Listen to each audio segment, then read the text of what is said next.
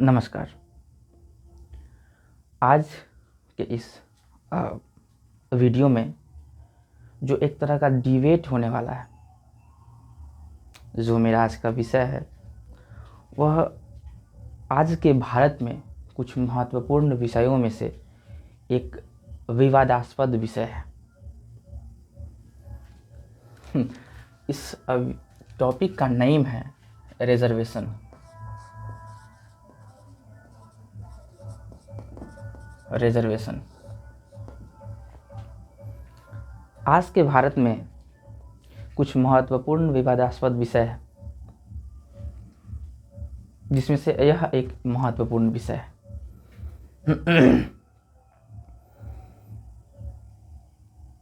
इस विषय को समझना इसलिए भी जरूरी है क्योंकि जो दो पक्ष इसमें बने हुए हैं, एक वैसे पक्ष जिनको रिजर्वेशन मिलता है, एक ऐसा पक्ष जिनको रिजर्वेशन नहीं मिलता है। दोनों पक्ष एक दूसरे के सामने तलवार लेकर खड़े हैं और केवल इस पॉइंट ऑफ व्यू से सोचते हैं, मतलब कि जिनको मिलता है वो अपने हित में सोचते हैं, जिनको नहीं मिलता है वो सोचते हैं कि यह समानता नहीं है, इक्वालिटी नहीं है। और इस वजह से इस विषय पर लोग, भारत के लोग, या हालांकि रिजर्वेशन और जैसे जो सुविधा है और जो भेदभाव की वजह से, डिस्क्रिमिनेशन की वजह से दिया जाता है, पूरे विश्व में इस विषय में दो पक्ष बने हुए हैं। तो कोई भी पक्ष तटस्थ होकर, न्यूट्रल होकर इस विषय पर बात नहीं करता है। इस विषय पर बात शुरू करने से पहले एक डिबेट जैसा माहौल मैं यहाँ क्रिएट करूँ, उससे पहले मैं यह स्पष्ट कर देना चाहता हूँ कि आम तौर पर मुझे रिजर्वेशन नहीं मिलता है। मैं रिजर्वेशन का लाभार्थी नहीं हूँ, आरक्षण मुझे नहीं मिलता है। अब अगर आरक्षण मुझे नहीं मिलता है और मैं इस रूप में इस विषय को समझूं कि मुझे नहीं मिलता है, और तब मैं इस विषय को समझने जाऊँ, इस टॉपिक को समझने जाऊँ, या मुझे मिलता है तब मैं इस टॉपिक को समझूँ, यह आपको न्यूट्रल नहीं रखेगा। तो किसी भी चीज़ को, किसी भी टॉपिक को समझने के लिए हमें उस समय न्यूट्रल होकर रहना चाहिए। हमें यह नहीं सोचना चाहिए कि हमारा समाज क्या कहता है, हमारे वैल्यूज़ क्या कहते हैं। उस समय तक इस बात को हटा दे कि इससे मुझे क्या फ़ायदा है या क्या नुकसान है। जब विषय समाप्त हो, टॉपिक ख़त्म हो, उसके बाद आप यह सोच सकते हैं कि मुझे इससे फ़ायदा होगा या नुकसान होगा। अभी के लिए अगर इसको एक बेहतरीन डिबेट साबित करना हो तो आप न्यूट्रल होकर सोचें और समझें इस टॉपिक को, या इस डिबेट में हिस्सा लें। कई लोग तो अगर वीडियो को पूरा देखेंगे तो बीच में ही तलवार उठा लेंगे कि ऐसा कैसे बोल दिया इसने। इस तरह के चीज़ों को अगर आप रखकर इस टॉपिक को देखते हैं, समझते हैं, तो यह आप उसको उतना अच्छा से नहीं समझ सकते हैं।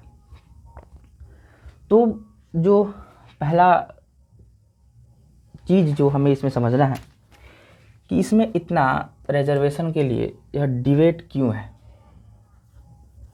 व्हाई डिबेट, यह डिबेट है क्यों? देखिए, डिबेट और रिजर्वेशन का जो यह डिबेट है, इसके कई कारण हैं। The first reason is resources at stake.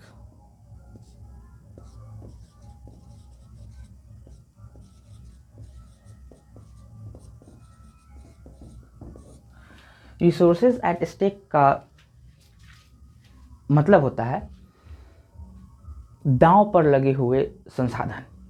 क्योंकि संसाधन से हमें नौकरी मिलती है, हमें शिक्षा मिलती है, हमें रिजर्वेशन मिलता है लोकसभा में, राज्यसभा में। तो इन इस कारण से डिबेट होता है कि हमें ज़्यादा रिसोर्सेज चाहिए, हमें रिजर्वेशन चाहिए, रिजर्वेशन से हमें ज़्यादा रिसोर्सेज चाहिए, क्योंकि दाव पर आते हैं रिसोर्स, और रिसोर्स सबको ज़्यादा चाहिए। दूसरा कारण है इसका रेडिकली अपोजिट व्यूज़।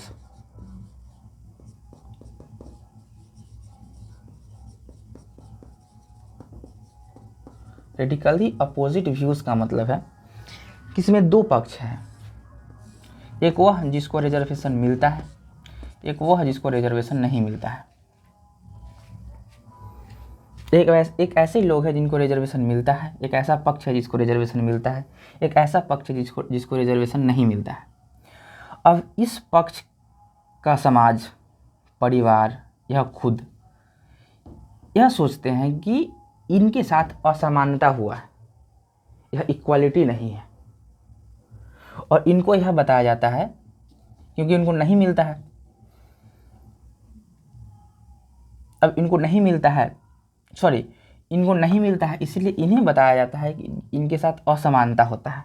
अब और क्योंकि इनको मिलता है तो इनके समाज में, इनके परिवार में ऐसे व्यूज़ होते हैं कि हमें पिछले सैकड़ों वर्षों से हमारे साथ नाइंसाफ़ी हुआ है, और इसलिए हमें यह रिजर्वेशन मिलता है, और ये पक्ष वाले जो लोग हैं यह हमसे छीनना चाहते हैं। इस तरह के विपरीत मत दोनों पक्षों में हैं, और जिस वजह से दोनों एक दूसरे की बात को सुनना नहीं चाहते हैं। एक तो ऐसा कारण होता है जिसकी वजह से इस विषय पर, और ऐसे बहुत सारे मुद्दे हैं जिन पर सही से बात नहीं हो पाता है। और जो इसका तीसरा कारण है, that is no healthy discourse. No healthy discourse में मतलब ठीक से इस विषय पर बातचीत नहीं होना, और जिसका कारण यह है, ठीक से बातचीत नहीं होने का जो कारण है वो है, first one is confirmation bias. Confirmation bias का मतलब है कि हम उनके विचारों से असहमत है केवल इसलिए क्योंकि हम मानते ही नहीं हैं उनके बात को। बस हमें यह पता है कि उनका बात गलत होगा, और यह इसलिए होता है, जैसे कि अगर आप इस बात को समझे कि एक मुस्लिम के घर में ऐसा मत होता है कि हिंदू लोग गलत हैं, या एक हिंदू के घर में ऐसा वातावरण होता है कि मुसलमान गलत होते हैं, केवल इस बात को लेकर के कि कभी और इसी वजह से कभी उनमें एक सही बातचीत नहीं होता है। ऐसा तो नहीं हो सकता कि सारे हिंदू सही हो या गलत हो और सारे मुसलमान गलत हो या सही हो, ऐसा थोड़ी होता है। तो क्योंकि कन्फर्मेशन बायस है, सहमति ही नहीं है उनके विचारों में, एक बायसनेस है, और जिस कारण से, और उसी तरह का बायसनेस यहाँ पर है रिजर्वेशन जिनको मिलता है और जिनको नहीं मिलता है। और यह ज़्यादा खतरनाक तब हो जाता है जब यह हो जाता है सेलेक्टिव बायस, selective avoidance. Selective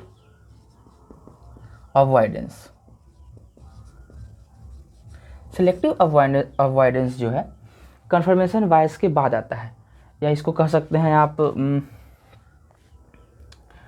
biased assimilation.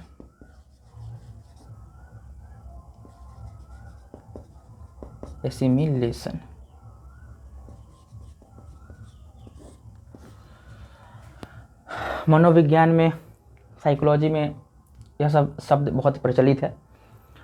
तो सेलेक्टिव अवॉइडेंस ऐसा होता है कि कन्फर्मेशन बायस में तो केवल विचारों में असहमति होता है, परंतु सेलेक्टिव अवॉइडेंस में हम एक दूसरे के बात को सुनना तक पसंद नहीं करते हैं, और ऐसा कुछ सुनना पसंद नहीं करते हैं, ऐसा कुछ देखना पसंद नहीं करते हैं जिससे हमारे विचार बदल जाए।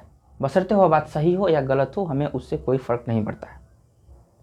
हम ऐसे चीज़ को देखना बंद कर देते हैं, ऐसे किताबों को पढ़ना बंद कर देते हैं, ऐसी चीज़ों को सुनना बंद कर देते हैं जिससे हमें लगता है कि हमारे विचार बदल जाएंगे। और इसी कारण से इन दोनों पक्षों के बीच में ऐसे ही कारणों से कभी सही से एक हेल्दी डिस्कोर्स ही नहीं हो पाया, और इन्हें लगता है कि हमारे विचार, हमारे व्यूज सही है और एक को लगता है कि हमारे सही है उनके गलत है, एक को लगता है कि हमारे सही है और उनके गलत है। और इन सब कारणों से कभी इस विषय पर एक सही से बातचीत नहीं हुआ, जिसके कारण यह एक डिबेट बना हुआ है, विवादास्पद विषय बना हुआ है।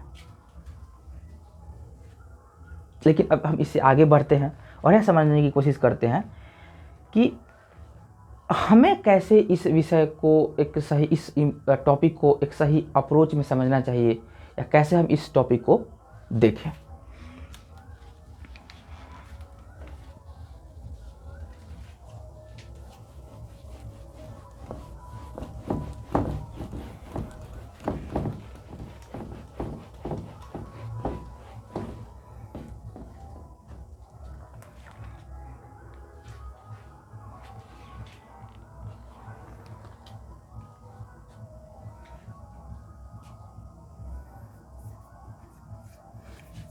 How to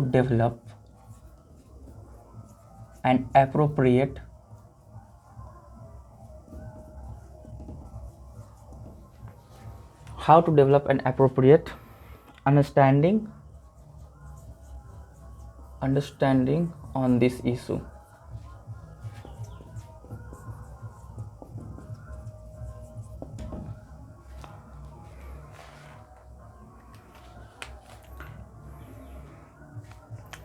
तो हमें कैसे इस विषय पर एक सही समझ बनानी चाहिए, एंड इसको सही बनाने का जो ये है तरीका, यू कैन से साइंटिफिक तरीका, scientific method is objectivity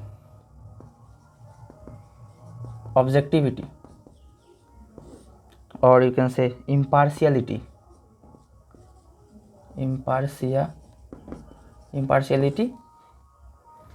or neutrality.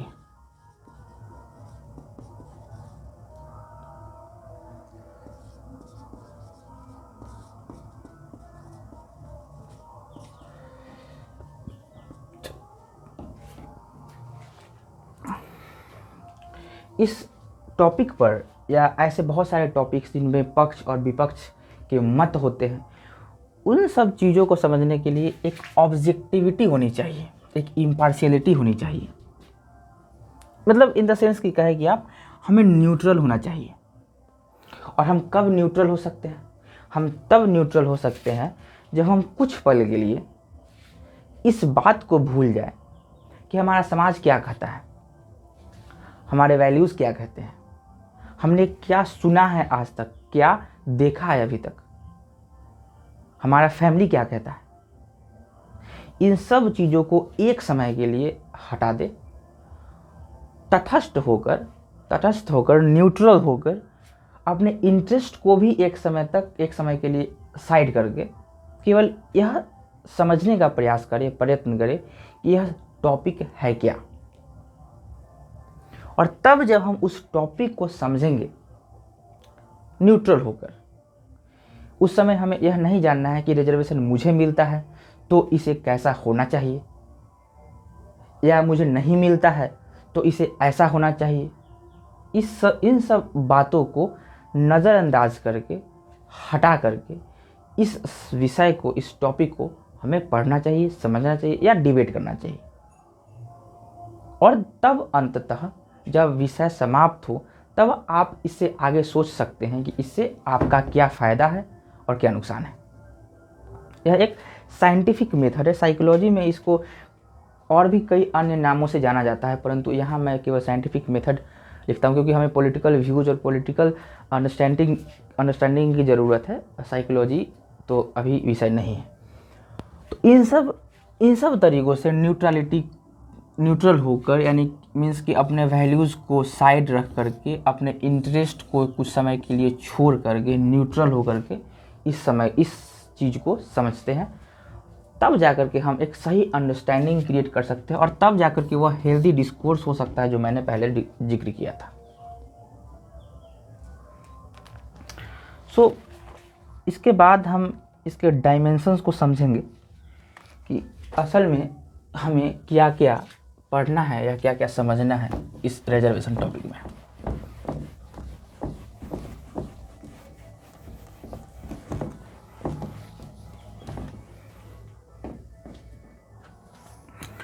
So reservation के क्या डायमेंशंस हैं, किस तरह से हम इस टॉपिक को अप्रोच करेंगे।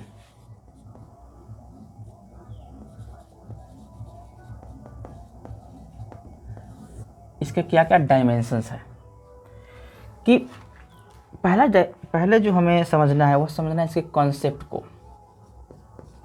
कई बार लोगों को लगता है कि वो समझते हैं कि रिजर्वेशन क्या है, परंतु वह नहीं जानते हैं कि रिजर्वेशन क्या होता है। तो हमें जानना है कि व्हाट इज रिजर्वेशन।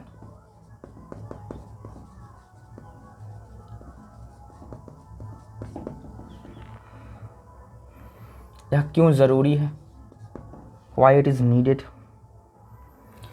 और क्या यह इक्वालिटी के विरुद्ध है, is it against the equality. और फिर जब हम कंसेप्ट को समझेंगे उसके बाद हम इसके अप्लाइड पार्ट को समझेंगे। अप्लाइड पार्ट मीन्स जहां हम समझते हैं कि किसको मिलता है या यह कास्ट बेसिस पर क्यों होता है। क्योंकि कई बार या आज के डेट का जो न्यू ट्रेंड है वह है कास्ट इरेडिकेशन का, कास्ट बेसिस, कास्ट को ख़त्म करना। और अगर कास्ट को ख़त्म करने का जो ट्रेंड है, जो नया पहलू है, तो इसमें हम कास्ट के बेसिस पर रिजर्वेशन क्यों देते हैं।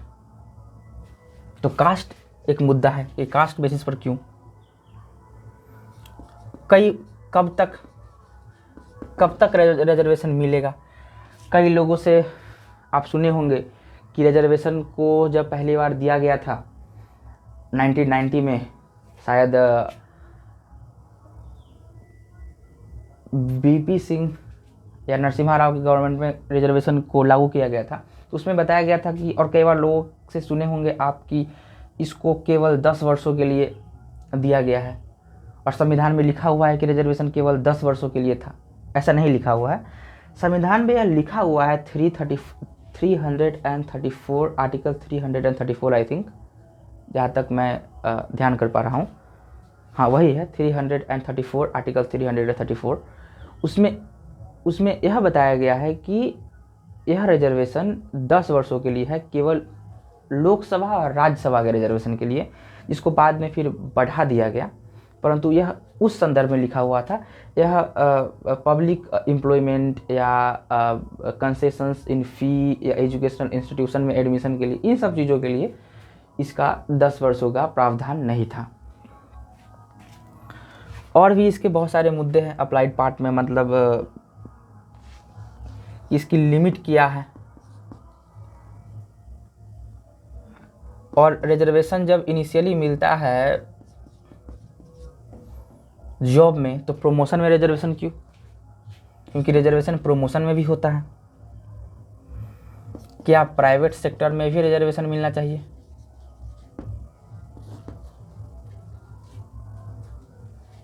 ऐसे मुद्दे हैं, ये कॉन्सेप्ट है। इस वीडियो के प्रारंभ में मैंने कहा था कि मुझे रिजर्वेशन नहीं मिलता है, और मैं इस विषय को अभी इस डिबेट में न्यूट्रल होकर बात करने जा रहा हूँ। मैं किसी के पक्ष या विपक्ष में बात नहीं करूँगा, जो तथ्य है, जो सही है, मैं उस पर बात करूँगा। परंतु रिजर्वेशन जिस तरह से मिलता है, मैं उस प्रक्रिया में पूर्ण रूप से सहमत नहीं हूँ। हाँ, मुझे रिजर्वेशन नहीं मिलता है, और मैं कुछ हद तक यह भी समझता हूँ इस विषय को तटस्थ रूप से समझने के बाद कि रिजर्वेशन कुछ हद तक ज़रूरी है।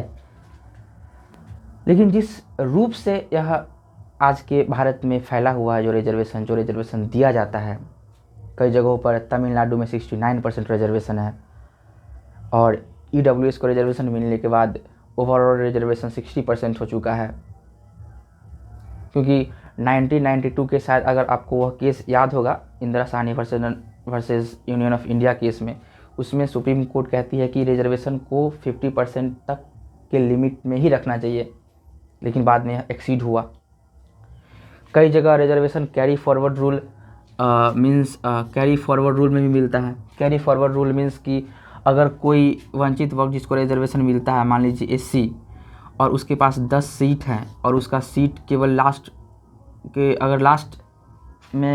ईयर अगर कोई वैकेंसीज उनके लिए आया और केवल 7 सीट ही फुलफ़िल हो पाया, तो 3 बच जाएगा। तो यह 3 को फिर से अगले वैकेंसी में ऐड करके, अगर नेक्स्ट ईयर 10 वैकेंसी है तो इस 3 वैकेंसी को इसमें जोड़ दिया जाएगा। मीन्स कि अब इनके पास पहले से अगर यहाँ पर अगर रिजर्वेशन अगर है, इनको किसी भी तरह की परसेंटेज में रिजर्वेशन है, तो इनको अब 3 सीट का रिजर्वेशन और नया से मिलेगा। यानी कि अब जनरल में केवल 7% रिजर्वेशन होगा और उनको एग्जिस्टिंग रिजर्वेशन मिलेगा ही मिलेगा, और यह 3 सीट उनके लिए ऑलरेडी बुकड हो चुका है। यह कैरी फॉरवर्ड रूल। अगर आप ठीक से नहीं समझते हैं तो मैं रिजर्वेशन को जब अप्लाइड पार्ट को बताऊंगा कि प्रमोशन में रिजर्वेशन क्यों, वहाँ पर कैरी फॉरवर्ड रूल आएगा, आप उसमें समझ सकते हैं। और उसके बाद इसमें एक क्रीमी लेयर का कॉन्सेप्ट है। क्रीमी लेयर का कॉन्सेप्ट मीन्स 1992 के सुप्रीम कोर्ट जजमेंट जब आया, तो और जब ओबीसी को 27% रिजर्वेशन दिया गया और सुप्रीम कोर्ट ने इसको कॉन्स्टिट्यूशनली वैलिड बताया और इस अमेंडमेंट को अपहेल्ड किया, तो उसमें सुप्रीम कोर्ट ने कहा कि इसमें आप क्रीमी लेयर को एक्सक्लूड करने की कोशिश करिए। मतलब कि जो ओबीसी को जो 27% रिजर्वेशन है, उसमें बहुत सारे ऐसे लोग हैं जो क्रीमी लेयर में आते हैं। क्रीमी लेयर मीन्स जो एडवांस्ड सोसाइटी है। एडवांस सोसाइटी मीन्स अगर ओबीसी वर्ग से कोई प्रेसिडेंट है तो उनके बच्चों को, या कोई सिविल सर्वेंट है उनके बच्चों को, या कोई आर्मी में टॉप ऑफिसर्स है उनके बच्चों को रिजर्वेशन नहीं मिले जो ओबीसी में है, तो उन क्रीमी लेयर को आइडेंटिफाइड करके उनको एक्सक्लूड करने का प्रयास किया जाए। तो इसलिए इस अप्लाइड पार्ट को हम थोड़ा बाद में देखेंगे, जिसमें हम एग्जिस्टिंग जो रिजर्वेशन है उसको समझेंगे। अभी हमें इसे समझना है कि रिजर्वेशन क्या है, यह कैसे इक्वालिटी के अगेंस्ट है, या है भी या नहीं है, और कुछ इम्पोर्टेंट एग्जाम्पल्स को समझकर इस कॉन्सेप्ट को समझेंगे आज के वीडियो में। मैं यह भी कहता हूँ कि मैं रिजर्वेशन का समर्थन करता हूँ, परंतु जिस रूप में रिजर्वेशन आज भारत में है, उस रूप में मैं रिजर्वेशन को पूर्ण रूप से समर्थन नहीं करता हूँ।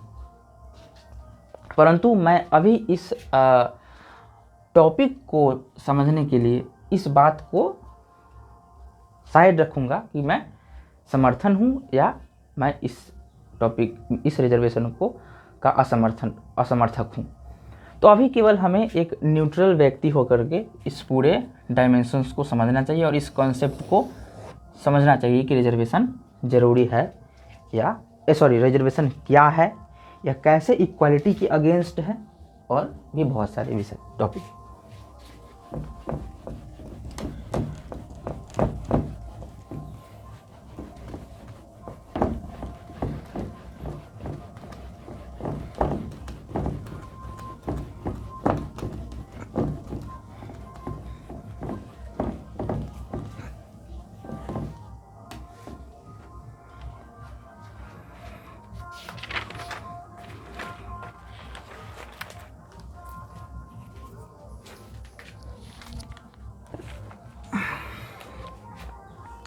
So now the topic is, what is reservation?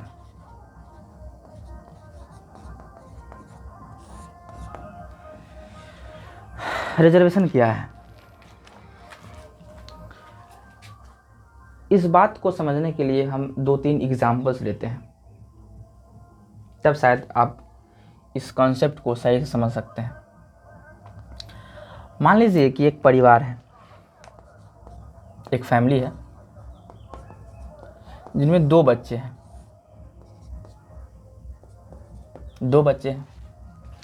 यह एक निम्न मध्यम वर्ग का परिवार है और यह परिवार अपने बच्चों को इतना करवाता है कि सही भोजन सरकारी स्कूल में भेज सकता है यह परिवार, मतलब सरकारी स्कूल में इनके बच्चे पढ़ते हैं। भोजन के लिए यह पर्याप्त खर्चा कर पाते हैं और न्यूट्रिशन के लिए, बच्चों के सही पोषण के लिए यह परिवार 2 glass of milk 2 glass of milk तक का व्यवस्था यह परिवार कर पाता है। तो 2 ग्लास ऑफ मिल्क, एक ए के लिए, एक बी के लिए। तो आप इसको कहते हैं कि यह जो परिवार है अपने बच्चों के साथ समान व्यवहार करता है, यह समानता हुआ। लेकिन एक समय के लिए मान लीजिए कि वी वीक हो गया, कोई बीमारी से, किसी भी कारण वीक हो गया और ठीक ठाक वीक हो गया। डॉक्टर ने कहा कि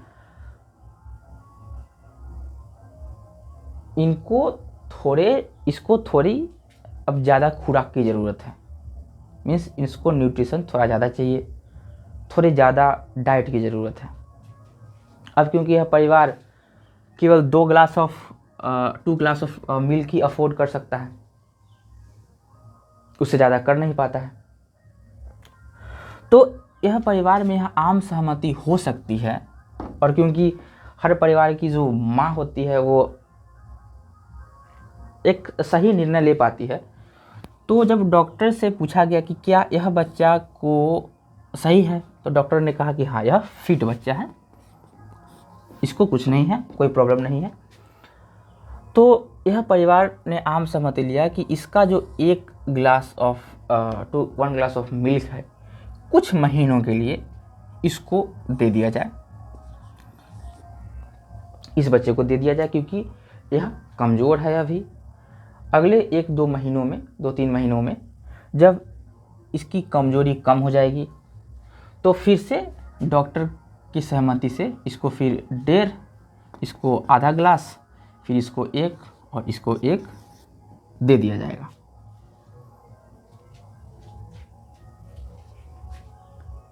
क्योंकि जब एक बच्चा कमज़ोर हुआ तो हमने परिवार में त्याग किया एक के लिए, क्योंकि एक कमज़ोर है और एक फिट है, तो जो फिट है उसको अभी उस चीज़ की ज़रूरत नहीं है, तो इससे लेकर कुछ महीनों के लिए इसको दे दो ताकि यह भी मजबूत हो सके। ऐसा तो हम परिवार के लेवल पर देखते हैं, करते भी हैं।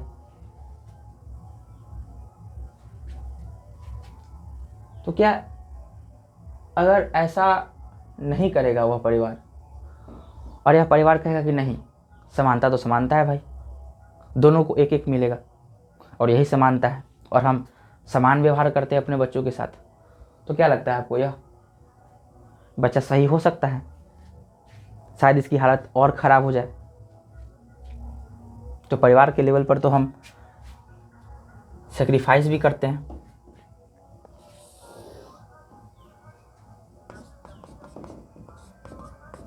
अब दूसरा एग्जाम्पल हम देखते हैं, एग्जाम्पल 2। मान लीजिए कि एक बास्केटबॉल का मैच है।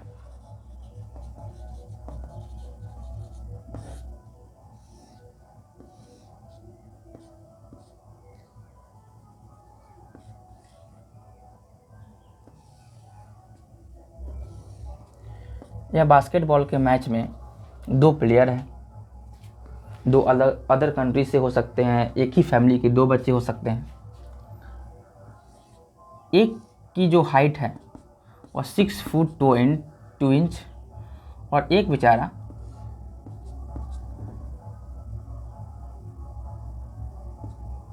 4'8" का है हाइट में।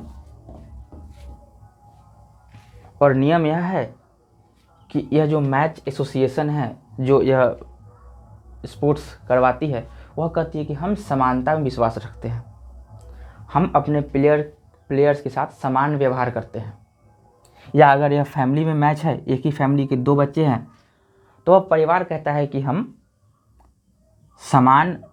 समानता में विश्वास करते हैं, हम दोनों के साथ समान व्यवहार करेंगे, हम दोनों को समान चांस देंगे। परंतु क्या यह जो मैच है वह समान हो सकता है? क्योंकि इसको यहाँ तक पहुँचने के लिए जो दूरी तय करनी है और इसको यहाँ तक पहुँचने के लिए जो दूरी तय करनी है, क्या वह समान है? नहीं है। अगर यह 2 देशों में मैच है, यह ऐसे देश का बच्चा है जहाँ जनरली हाइट ज़्यादा होती है और यह ऐसे देश का प्लेयर है जहाँ हाइट कम होती है, तो क्या यह जस्टिफाइड है? क्या यह मैच इक्वल है? क्या दोनों को सेम डिस्टेंस पर बॉल फेंकना है? नहीं। तो क्या यह इक्वालिटी है? और हम कहते हैं कि नहीं, हमने तो दोनों को चांस दिया है, यह तो इक्वालिटी है, अब आप गोल फेंक कर देख लो और जीत लो। This is not a equal match.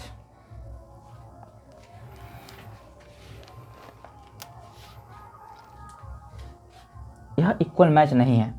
हम क्यों ऐसा करते हैं कि रेसलिंग में हम समान वेट वाले लोगों के साथ मैच करवाते हैं? क्रिकेट में भी ऐसा देखा जाता है कि एक अंडर 15, अंडर 16 का मैच होता है, अंडर 19 का मैच होता है, फिर उसके बाद मैच होता है। क्योंकि हम यह समझते हैं, यह जानते हैं कि एक उम्र के बच्चों में, एक उम्र के व्यक्तियों में एक समान लेवल की योग्यता होती है और एक उम्र के बाद, एक समय के बाद वह जो है उसकी योग्यता ओपन टाइप की हो जाती है, वह ओपन टीम हो जाती है। एक उम्र के बाद हम समझते हैं कि वह अब आगे की उम्र के लोगों के साथ compete कर सकता है। ऐसा हम अपने घरों में भी देखते हैं कि जब एक छोटा बच्चा और एक बड़ा बच्चा मतलब बड़े लोग के साथ अगर कोई छोटा बच्चा क्रिकेट खेलता है या कोई भी तरह का स्पोर्ट्स खेलता है, तो हम इसे 2 बार चांस देते हैं। कि बच्चों, उनको कहा जाता है कि तुम 2 बार आउट हो गए तब तुम्हें आउट माना जाएगा, और बड़ों के लिए 1 बार आउट होना क्योंकि मतलब आउट है। बड़ों के लिए अगर 6 स्पोर्ट्स क्रिकेट है तो 6 वहाँ मारने के बाद होगी, लेकिन बच्चों के लिए तुम यहाँ तक ही बॉल को पहुँचा सकते हो तो तुम्हारे लिए 6 माना जाएगा। क्योंकि हम यहाँ जानते हैं, समझते हैं कि हम उन लोगों के साथ कॉम्पीट नहीं कर पाएगा और वह जल्दी आउट हो जाएगा। इसलिए हम उसे 2 मौके देते हैं। क्योंकि अगर वह जल्दी आउट हो गया और कॉम्पीट नहीं कर पाएगा तो उसका उत्साह खत्म हो जाएगा, वह फिर स्पोर्ट्स नहीं खेलेगा। इस तरह की भावनाएं जनरेट होने लगती है उन लोगों में जो कॉम्पीट नहीं कर पाते हैं या बच्चों में। आप तो देखते होंगे, अगर परिवार के लेवल पर कोई छोटा बच्चा अगर आपके साथ खेलता है तो आप उसे 2 मौका देते हैं। अगर 1 देते हैं तो नाराज हो जाता है, रोने लगता है, उत्साह खत्म हो जाता है उसका। इसलिए हर जगह जहाँ हमें लगता है कि वह इक्वालिटी है, वह इक्वल है, वह इक्वल नहीं होता है। अब हम सेम चीज़ को एग्जाम्पल 3 एक और एग्जाम्पल में देखते हैं, एक एग्ज़ाम को लेकर देखते हैं। मान लीजिए एक एग्ज़ाम है, आईएएस का ही एग्ज़ाम है। यह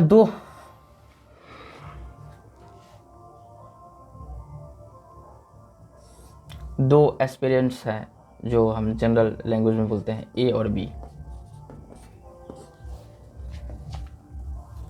ये जो बच्चा है जो आईएएस का तैयारी कर रहा है या चाहता है कि उसे आईएएस के एग्ज़ाम में बैठे, आईएएस का एग्ज़ाम का तैयारी करे, तो अगर इसका फादर जो है वह एक आईएएस ऑफिसर है,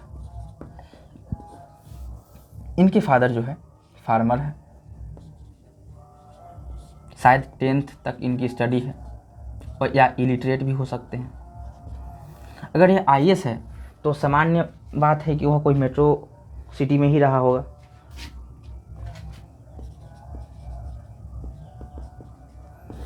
या विलेज में रहा होगा।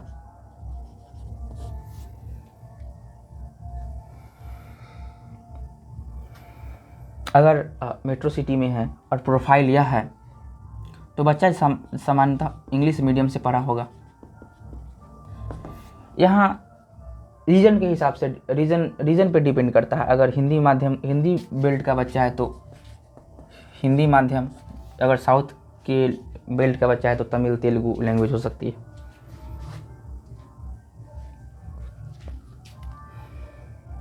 यह जो है इसके पास, क्योंकि प्रोफाइल यह है तो इसके पास अच्छा गाइडेंस होगा। जब किसी का प्रोफाइल ऐसा हो तो गाइडेंस अच्छा हो सकता है। ऐसे स्कूल में होता होगा जहाँ टीचर्स को यह मतलब यह दिखाया जाता है, उनको बताया जाता है कि, और टीचर्स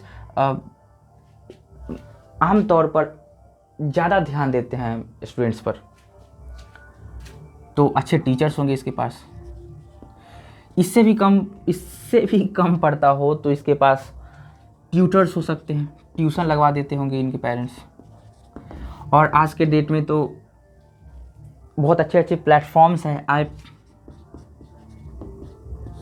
जहाँ कोई भी डाउट है तो आप तुरंत वहाँ से पूछ सकते हैं, समझ सकते हैं, पढ़ सकते हैं।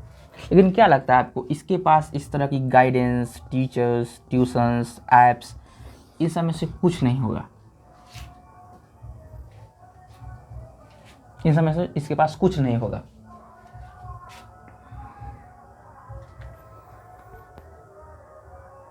हो सकता है कि यह कई बार फेल भी हुआ हो गाइडेंस ना मिलने के कारण। और क्योंकि इसके पास इस तरह के गाइडेंस थे तो ये 20 तक ग्रेजुएट हो गया होगा, या 22-23 में ग्रेजुएट हुआ होगा फेल होने के कारण। क्योंकि इसका प्रोफाइल ये है, इसको पहले से पता होगा आईएएस के बारे में, और इसको यह भी पता होगा कि 21, 22, 23 कम उम्र में आईएएस बनने का यह फ़ायदा होता है कि आप बहुत बड़े पोस्ट तक जा सकते हैं, भारत के उच्चतम पोस्ट तक, कैबिनेट सेक्रेटरी के पोस्ट तक जा सकते हैं। इसको यह पता होगा। इसको नहीं पता होगा क्योंकि 23 में तो यह ग्रेजुएट हुआ, इसको पता चला होगा, तब यह तैयारी करेगा। 24, 25, 26, 27 तक इसकी तैयारी होगी, तब जाकर के यह शायद आईएएस बन पाएगा।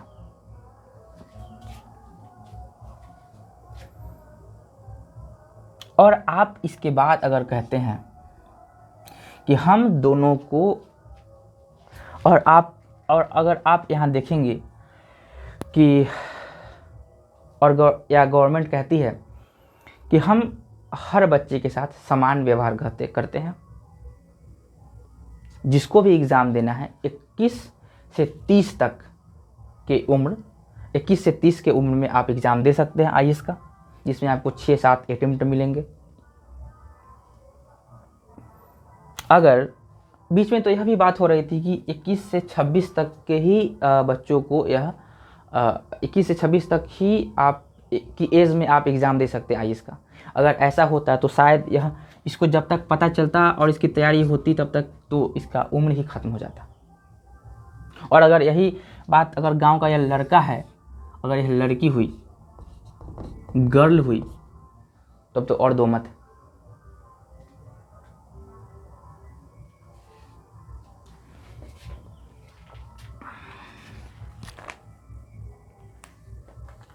तब तो यह उम्र शायद और आगे हो जाए ग्रेजुएट होते होते। क्योंकि रूरल बैकग्राउंड में आमतौर पर बच्चों की अंग्रेजी सही नहीं होती है, गाइडेंस सही नहीं मिलता है, और वही यहाँ के जिनके ऐसे बैकग्राउंड हो वह इन सब से आमतौर पर आगे रहते हैं। अब अगर दोनों चाहे, ये दोनों ए और बी आईएएस के एग्ज़ाम में, आईएएस के रेस में, यह ए है, यह बी बच्चा है, तो क्या दोनों यहाँ से शुरुआत कर रहे हैं? नहीं, ए ऑलरेडी यहाँ है, बी का शुरुआत यहाँ से है। और एग्जामिनेशन बोर्ड अगर यह कहती है कि हम इक्वलिटी में बिलीव करते हैं, हम सबको समान अवसर देते हैं, तो यह समानता इनके लिए कितना भारी पड़ेगा? तो क्या यह समानता है?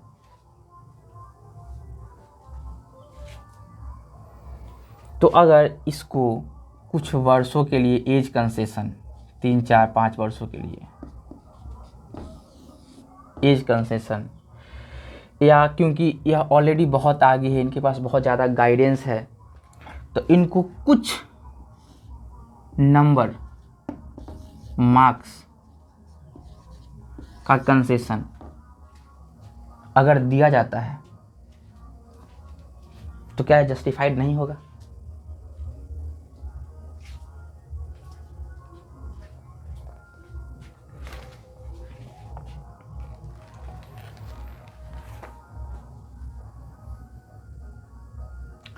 आप इस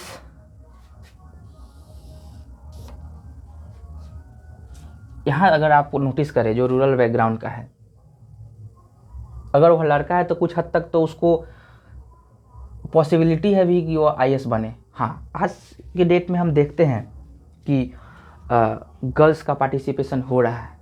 क्या सच में हो रहा है? संसद में भी अभी तक 10% वुमेन का पार्टिसिपेशन नहीं है। सिविल सर्विस में 10 से 12% तक शायद वुमेन जॉब में है। या अगर आप इकोनॉमी के सेक्टर में देखिए या और भी बहुत सारे सेक्टर में देखिए तो उनका पार्टिसिपेशन अभी भी बहुत बहुत लो है।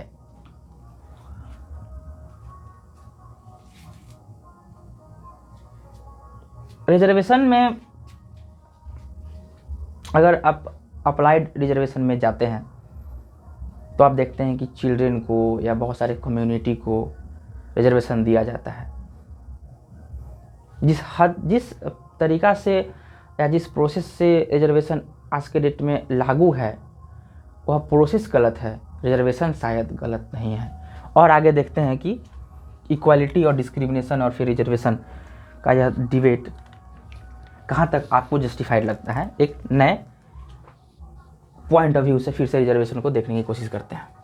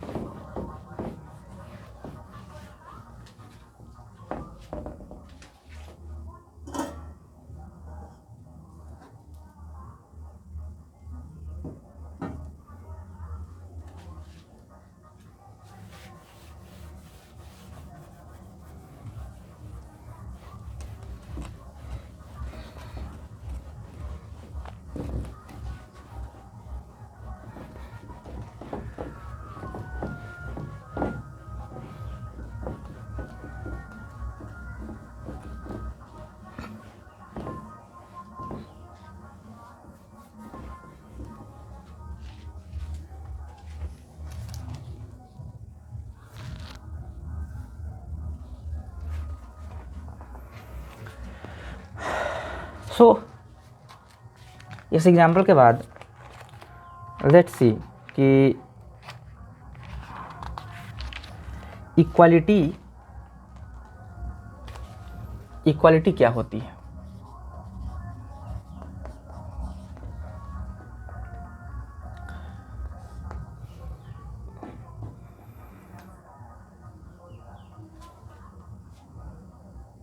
इक्वालिटी दो तरह की होती है और हमारा संविधान आर्टिकल 14 में भी इक्वालिटी के दो कंसेप्ट को बताया है। इक्वालिटी के दो कंसेप्ट जो कॉन्स्टिट्यूशन में दिया गया है वो मैं फंडामेंटल राइट्स में आपको बताऊंगा, जो नेक्स्ट वीडियो में डालने वाला हूँ, फंडामेंटल राइट्स। परंतु अभी रिजर्वेशन के संदर्भ में हम इसके डायमेंशंस को समझते हैं। इक्वालिटी निगेटिव या पॉजिटिव हो सकती है। अब आप इस चीज़ को शायद नहीं समझ पा रहे होंगे कि इक्वालिटी समानता नकारात्मक या सकारात्मक कैसे हो सकती है। होती है, इक्वालिटी निगेटिव और पॉजिटिव हो सकती है।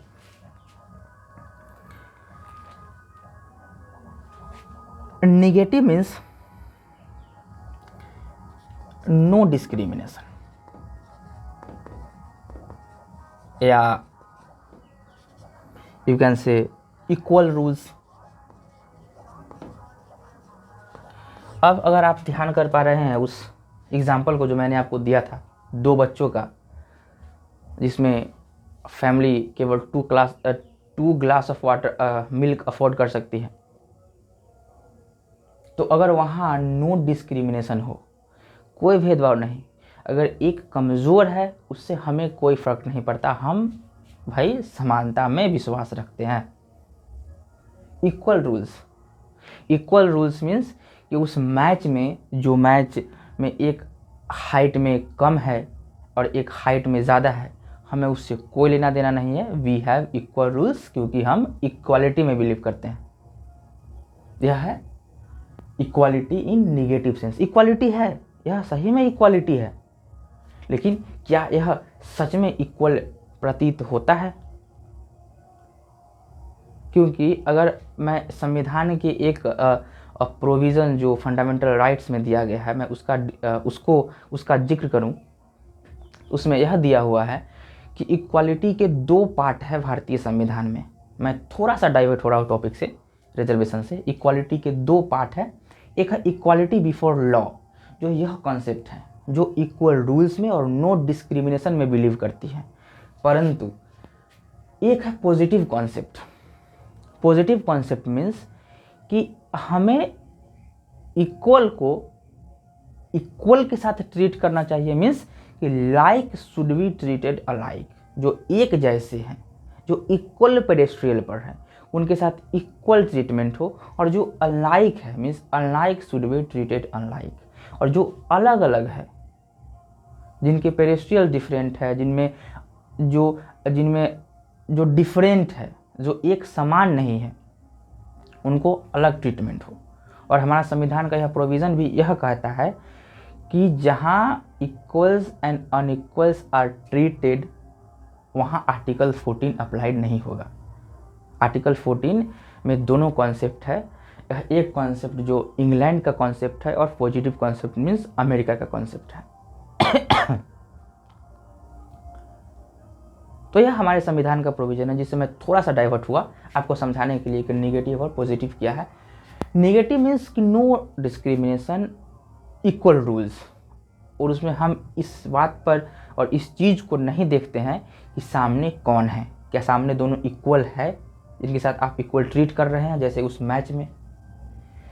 और नो डिस्क्रिमिनेशन मीन्स अगर आप 2 ग्लास ऑफ वाटर वाले 2 बच्चों, मिल्क वाले 2 बच्चों को देखेंगे, अगर वहाँ हम डिस्क्रिमिनेशन कुछ समय के लिए नहीं करेंगे तो शायद एक जिंदा भी नहीं रह पाएगा, या और इतना कमज़ोर हो जाएगा कि वह कोई और काम ठीक से नहीं कर सकता है, वह मेंटली वीक हो सकता है, और भी बहुत सारे उसके रिजल्ट हो सकते हैं। तो इसलिए क्योंकि शुरू में क्योंकि इक्वालिटी जब शुरू में आया तो इसी कॉन्सेप्ट पर आया।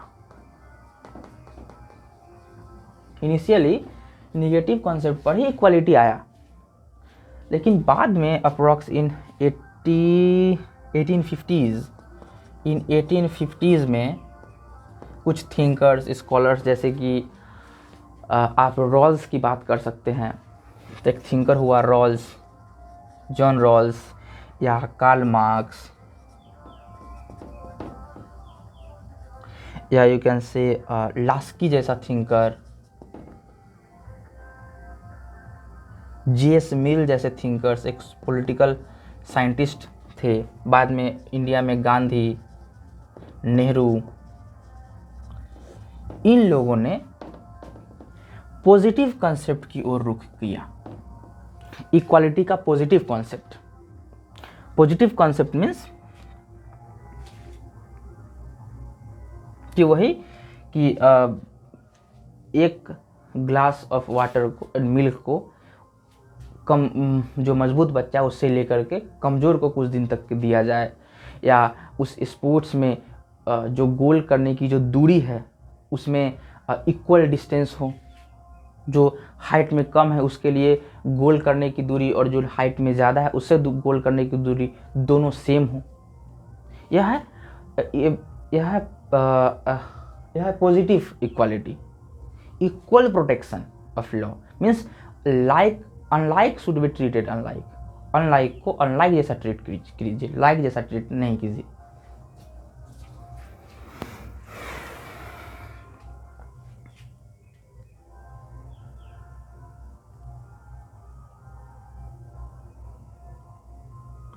और ऐसा हम कई बार फैमिली, तो ऐसा देखा गया है जब इन सब विषयों, तो यह हुआ आपका आई थिंक, हाँ यह तो ऐसा है इक्वालिटी, जो पॉजिटिव इक्वालिटी है। जो पॉजिटिव इक्वालिटी है हम इसको फैमिली में तो करते हैं, फैमिली में हम सेक्रीफाइस भी करते हैं, लेकिन यही सेक्रीफाइस जब परिवार से बाहर आता है, समाज के लिए हो, एक देश के लिए हो, तो हम इसको नहीं करते हैं, हम इस वैल्यू को भूल जाते हैं। इसलिए एक थिंकर था, जिसका नाम था आई थिंक हेगल। हेगल ने कहा, हेगल सेड दैट कि जो भावनाएं हम अपने परिवार के लिए रखते हैं, अगर वह समाज के लिए हो, तो ऐसी समस्याएं उत्पन्न ही नहीं होगी।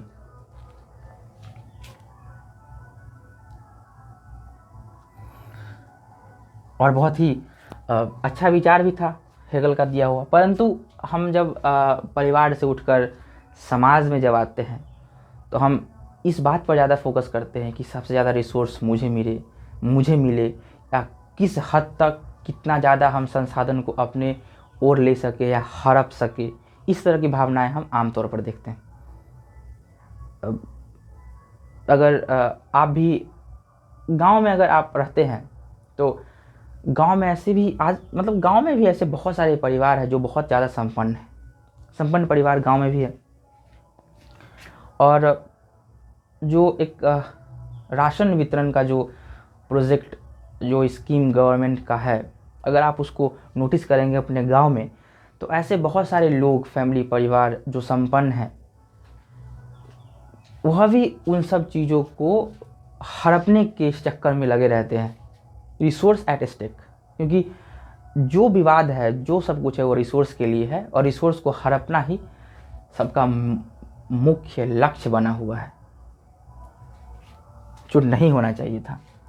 क्योंकि फैमिली के लिए तो हम सेक्रीफाइस करते हैं, तो हमें अगर जो कोई संपन्न परिवार है, उसको इन सब चीज़ों पर ध्यान नहीं देना चाहिए था, छोड़ देना चाहिए था इन सब चीज़ों को, परंतु हम ऐसा करते हैं।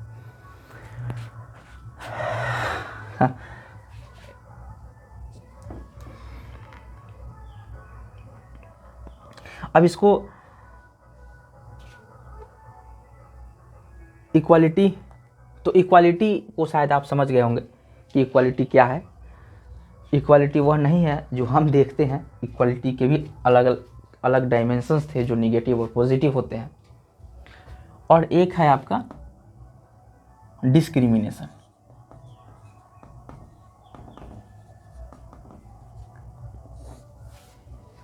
भेदभाव। और इन सब का जिक्र इसलिए हो रहा है क्योंकि इन सब कारण से ही रिजर्वेशन बना। क्योंकि रिजर्वेशन किनको दिया जाता है? जिनके साथ डिस्क्रिमिनेशन हुआ है। तो डिस्क्रिमिनेशन क्या होता है? डिस्क्रिमिनेशन दो तरह का हो सकता है। डिस्क्रिमिनेशन एक एक्सप्लॉयटेटिव डिस्क्रिमिनेशन होता है, एक प्रोटेक्टिव डिस्क्रिमिनेशन होता है।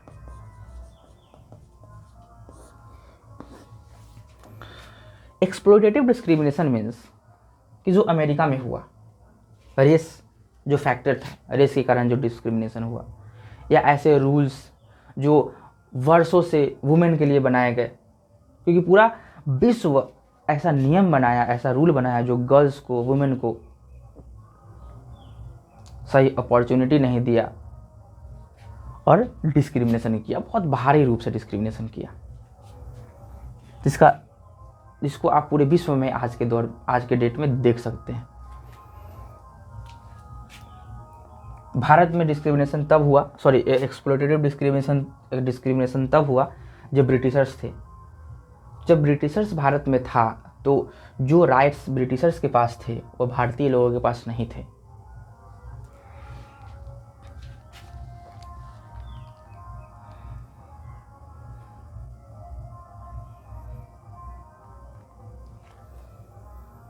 तो ऐसे ये सब थे exploitative discrimination. Protective discrimination means कि टू सेव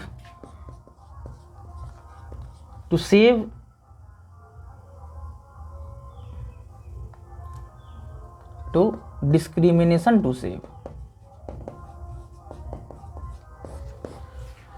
एक्सप्लॉयटेटिव डिस्क्रिमिनेशन वह होता है जो ऐसे डिस्क्रिमिनेशन जो एक्सप्लॉयटेटिव हो।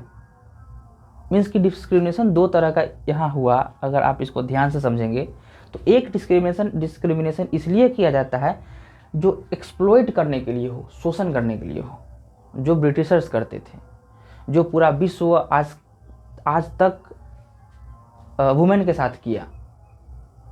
जो अमेरिका में जो ब्लैक रेस था उसके साथ हुआ, ब्लैक एंड वाइट का जो डिस्क्रिमिनेशन था अमेरिका में, यह एक्सप्लॉयटेटिव डिस्क्रिमिनेशन था। एक डिस्क्रिमिनेशन इसलिए किया जाता है ताकि उस डिस्क्रिमिनेशन से इसलिए किया जाता है एक डिस्क्रिमिनेशन ताकि उससे कुछ वंचित वर्गों को बचाया जा सके, सेव किया जा सके। अगर किसी ट्रेन में या बस में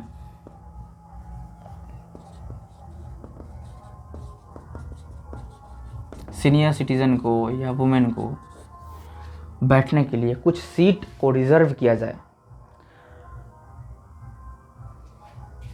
तो यह जो रिजर्वेशन हुआ यह इसलिए नहीं है कि ये दोनों सीनियर सिटीजन या वुमेन बाकी लोगों के साथ शोषण कर सके, यह इसलिए है क्योंकि इनको सेव किया जा सके। अगर कोई 70, 80, 90 वर्ष का कोई बूढ़ा व्यक्ति अगर बस है उसमें उनके लिए अगर कोई सीट रिजर्व किया गया है, बशर्ते कि 30-40 वर्ष का व्यक्ति खड़ा हो जाए, तो क्या जस्टिफाइड नहीं है? ये जस्टिफाइड है। आपको क्या लगता है, क्या जस्टिफाइड नहीं है कि अगर 30-40 वर्ष का जो व्यक्ति है वह 80-85 वर्ष के व्यक्ति के लिए खड़ा हो जाए और वह बैठ कर जाए, उनके लिए अगर सीट रिजर्व है, तो क्या यह डिस्क्रिमिनेशन जस्टिफाइड डिस्क्रिमिनेशन नहीं हुआ? तो यह है आपका प्रोटेक्टिव डिस्क्रिमिनेशन। अगर उसी बस में कोई महिला के लिए सीट रिजर्व है, बशर्ते कोई एक जो वयस्क पुरुष है वह खड़ा होकर जाए, तो क्या जस्टिफाइड नहीं हो सकता है? यह प्रोटेक्टिव डिस्क्रिमिनेशन है।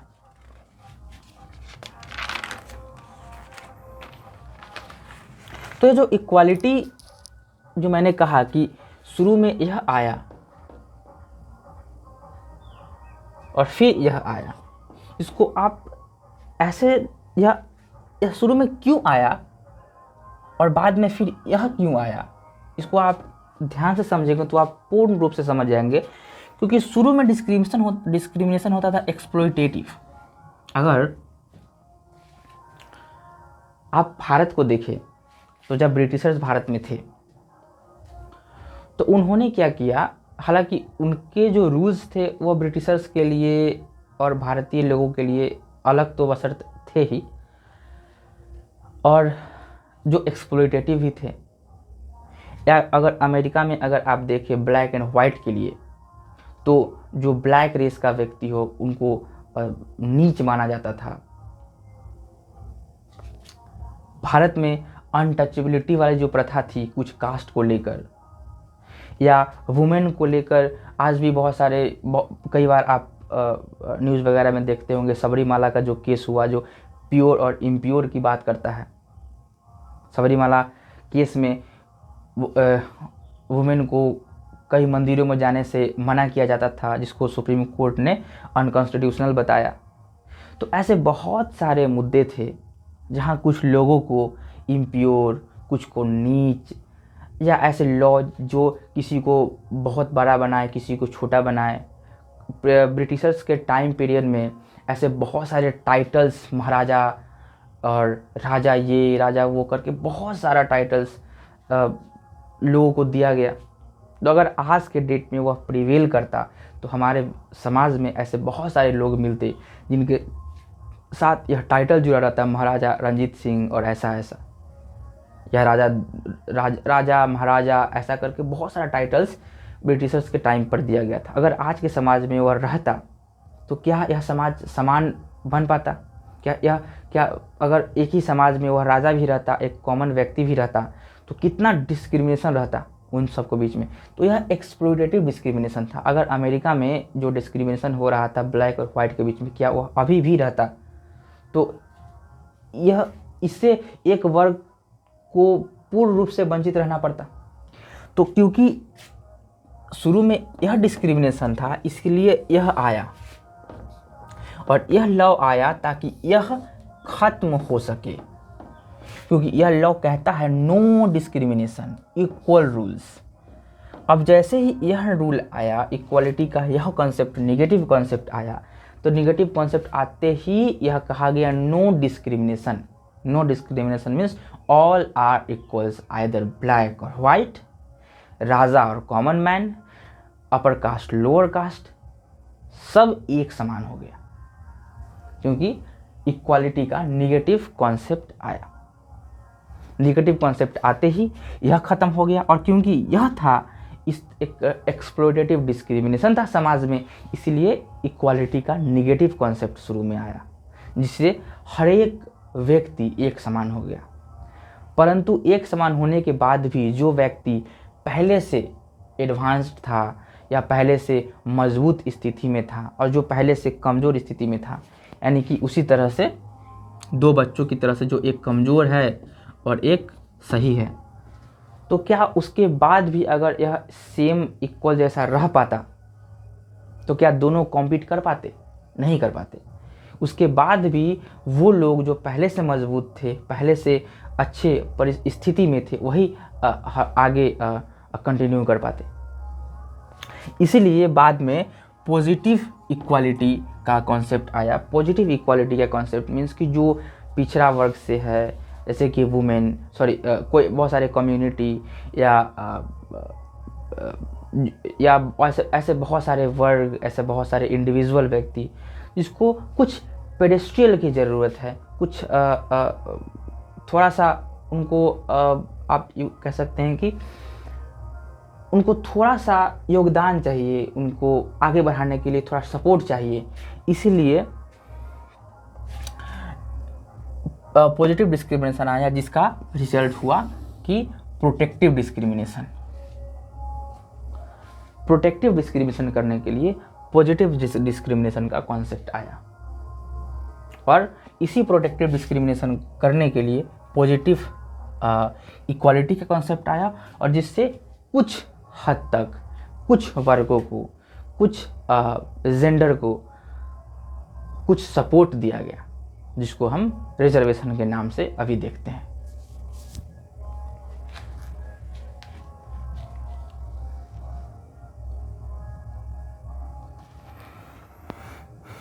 तो शायद अगर इस हद तक के डिबेट को अगर आप समझ पाए तो ठीक होगा। कुछ और अलग डायमेंशन से रिजर्वेशन के कॉन्सेप्ट को समझने का प्रयास करते हैं।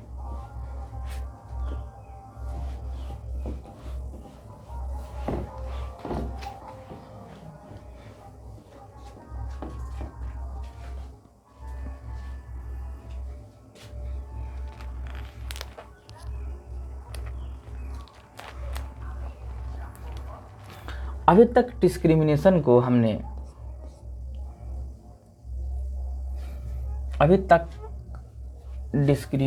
को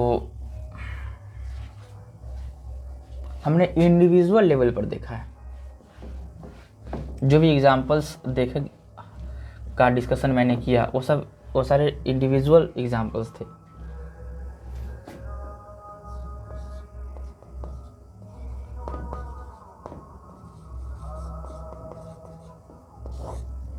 अभी तक जो डिस्क्रिमिनेशन का एग्जांपल मैंने डिस्कस किया, वो सारे इंडिविजुअल डिस्क्रिमिनेशन थे, इंडिविजुअल डिस्क्रिमिनेशन के एग्जांपल्स थे। अब कुछ ऐसे एग्जांपल्स को, ऐसे चीज़ को देखते हैं जो सोसाइटी में प्रिवेल करता था या करता है।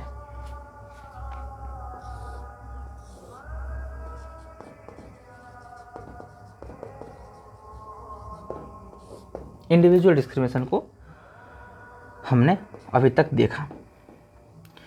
सोशल डिस्क्रिमिनेशन क्या होता है?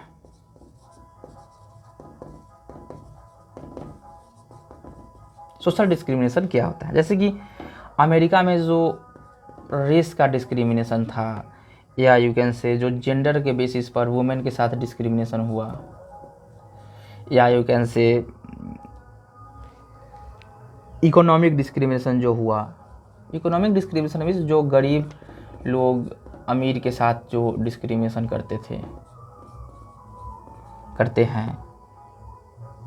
कास्ट के बेसिस पर जो डिस्क्रिमिनेशन इंडिया में हुआ, और भी बहुत सारे डिस्क्रिमिनेशन, जैसे कि रिलीजन बेसिस पर भी डिस्क्रिमिनेशन होता है, जैसे कि ईरान, बांग्लादेश, पाकिस्तान जैसे देशों में जो सेकुलर कंट्री नहीं है, उनमें जो ऐसे धर्म जो उनके कंट्री के अकॉर्डिंग नहीं है, उनके साथ डिस्क्रिमिनेशन किया जाता है।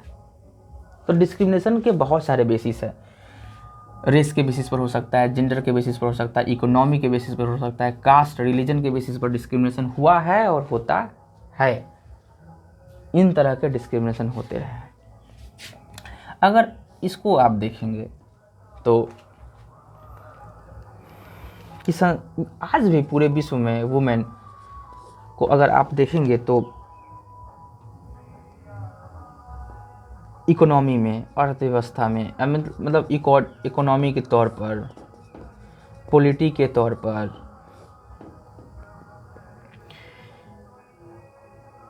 सोसाइटी में, यह आज भी सही से परफॉर्म नहीं कर पाए। इनका क्या कारण था? क्या यह इनमें कैपेबिलिटी नहीं थी? नहीं, मौका नहीं मिला। सही कारण था, मौका नहीं मिला इन्हें। डिस्क्रिमिनेशन हुआ, बहुत सारे रूल्स रेगुलेशंस थे ऐसे। अगर डेटा देखते हैं, डेटा आप, आज भी भारतीय संसद में 10% वुमेन नहीं है, 10% पार्टिसिपेशन भी नहीं है वुमेन का। सिविल सर्विस में देखेंगे, भारतीय सिविल सर्विस में जो भारत का उच्चतम नौकरी वाला जो सर्विस है, उसमें अभी तक ये 10 से 12% ही इनका पार्टिसिपेशन है। तो इसका अर्थ तो अगर सिंपल हम यह समझ सकते हैं कि वह कैपेबल नहीं थे, उनमें कैपेबिलिटी नहीं थी। ऐसा तो हो नहीं सकता कि कैपेबिलिटी ही नहीं हो संपूर्ण रूप से। इसका सिंपल यह मतलब था कि उनको मौका नहीं दिया गया, उनको मौका ही नहीं दिया गया। भारत के इतिहास को अगर आप ध्यान से समझेंगे तो एंशिएंट टाइम में कुछ हद तक इनको पॉलिटी में, इकोनॉमी में, हर जगह सही पार्टिसिपेशन देने का मौका मिला। परंतु मेडिएवल पीरियड जो भारत का जो मेडिएवल पीरियड था, मेडिएवल हिस्ट्री था, या उसके बाद जो 80s 90s का जो समय था, उसमें भारत में ही नहीं परंतु पूरे विश्व में वुमेन को ऐसे रूल और रेगुलेशंस से दबाया गया जिसके कारण उन्हें सही मौका ही नहीं मिला। और कई मूर्ख ऐसा कहते हैं कि ऐसा कर क्यों नहीं लेते।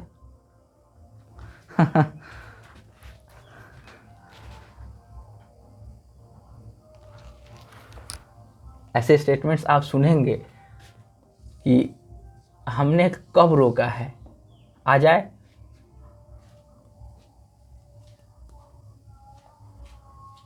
एक ग्लास सीलिंग का कॉन्सेप्ट होता है, ग्लास सीलिंग का कॉन्सेप्ट होता है। ग्लास सीलिंग का एक ऐसा कॉन्सेप्ट है, मीन्स कि पक्षी उड़ना तो चाहे, लेकिन एक ऐसा कवर है जो दिखता नहीं है परंतु है, और जिस कारण वो उड़ नहीं सकता। वो दिखता नहीं है कि कहाँ है, परंतु वह ग्लास का सीलिंग है, इससे वह उड़ने नहीं देता है पक्षी को। यह ग्लास सीलिंग का कॉन्सेप्ट साइकोलॉजी और मनोविज्ञान में का यूज किया हुआ शब्द। शीशे का दीवार दिख नहीं रही है पर है।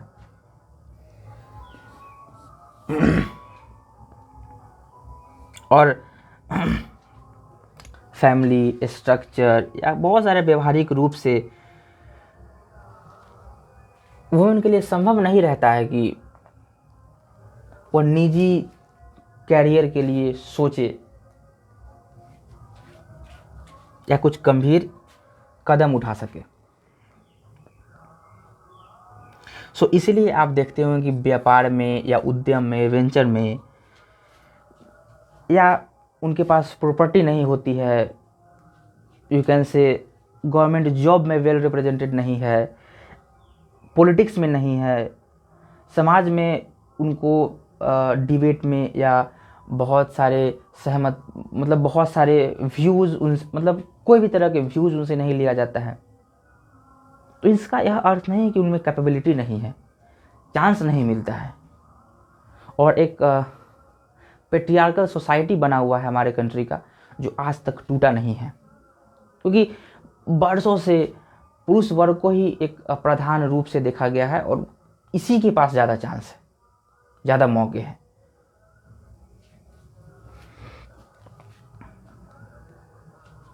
तो अमेरिका में रेस के बेसिस पर, इंडिया में कास्ट के बेसिस पर, कई अनसेकुलर कंट्री जो सेकुलर नहीं है उसमें रिलीजन के बेसिस पर डिस्क्रिमिनेशन हुआ है और अभी भी होता है। और इसलिए जिस हद तक जो हम आज के दौर में देखते हैं, जो डिप्राइव्ड क्लासेस है, जो डिप्राइव्ड कम्युनिटी है, उनको सुरक्षित करने के लिए, प्रोटेक्ट करने के लिए, कुछ हद तक उन्हें सपोर्ट करने के लिए हमें सोशल जस्टिस जैसी व्यवस्था को अपनाना पड़ता है। सोशल जस्टिस एक तरह का डिसिप्लिन भी है, एक तरह का आइडियल भी है, लेकिन यहाँ जिस संदर्भ में हम बात कर रहे हैं सोशल जस्टिस का, वह सोशल जस्टिस है एक प्रोसेस के संदर्भ में बात करते हैं कि एक सोसाइटी में एक जस्टिस के रूप में हर एक जेंडर को, हर एक कम्युनिटी को एक सही अपॉर्चुनिटी दे, लेकिन सही अपॉर्चुनिटी मिलना केवल इस तौर पर नहीं, निगेटिव इक्वालिटी के सेंस में नहीं, पॉजिटिव इक्वालिटी के सेंस में, मीन्स कि like should be treated alike और unlike should be treated unlike. इस कॉन्सेप्ट को ध्यान में रखकर अगर बात किया जाए और समझा जाए तो कुछ हद तक इस कॉन्सेप्ट को सही ठहराया जा सकता है। इस हद तक बात विचार करने के बाद कई लोगों का तलवार निकल गया होगा कि ऐसा कैसे बोल दिया इसने।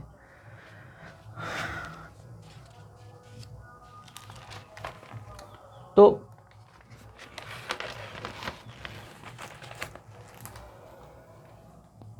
मैंने अभी तक इस चीज़ को जस्टिफाई करने का प्रयास किया कि रिजर्वेशन क्या है, क्यों दिया जाता है। इस पॉइंट तक जो भी तथ्य मैंने दिए, अगर आपको लगता है कि इसमें तथ्य या तर्क गलत है, गलत हो सकता है, तो आप कमेंट करें।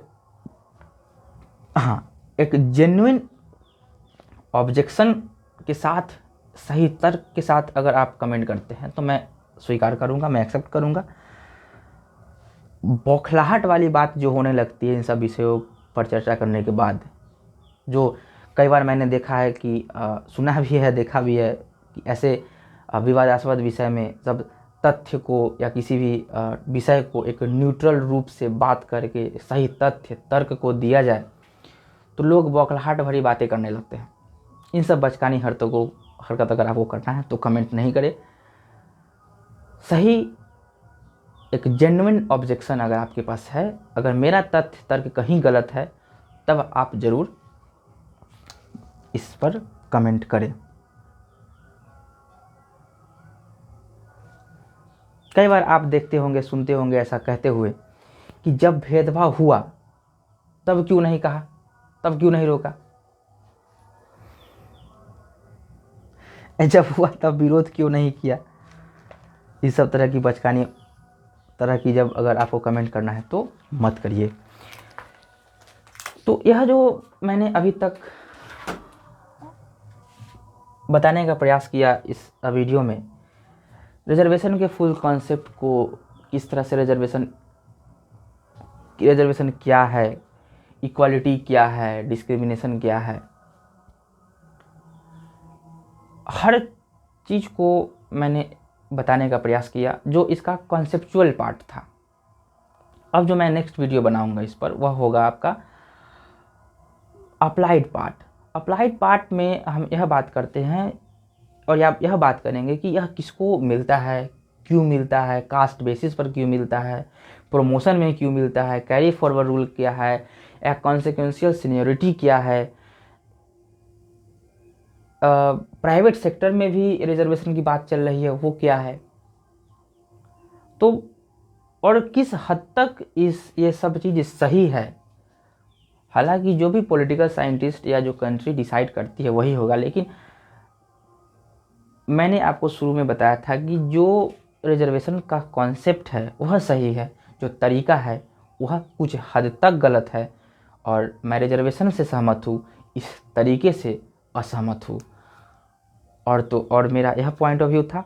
अभी तक मैंने जो बात किया वह न्यूट्रल होकर बात किया। आप देखिए, पूरा देखे हैं तो न्यूट्रल होकर देखे होंगे, या जो भी तरह से जो भी आपका पॉइंट ऑफ व्यू रहा होगा इस वीडियो को, जब आप इस वीडियो को देख रहे थे, जिस दौरान आप इस वीडियो को देख रहे थे, उस समय आप किस पक्ष या विपक्ष में रहकर देख रहे थे वह मैं नहीं जानता हूँ, परंतु मेरा आपसे हमेशा यह एक सुझाव रहेगा कि किसी भी विवादास्पद विषय को अगर आप पढ़ते हैं, कहीं देखते हैं, किसी डिबेट में हिस्सा लेते हैं, तो उस चीज़ को आप न्यूट्रल होकर वहाँ रहे, न्यूट्रल होकर उस चीज़ को समझे, और जब यह विषय टॉपिक समाप्त हो उसके बाद आप अपना लाभ या हानि देख सकते हैं। मैंने आपको बताया, अगर मेरा तथ्य तर्क कहीं गलत था तो आप ज़रूर कमेंट करें, और अगर यह विषय टॉपिक या मेरा जो डिबेट करने का जो यह तरीका था यह अगर आपको अच्छा लगा तो आप ज़रूर मुझे कमेंट करें। Thank you.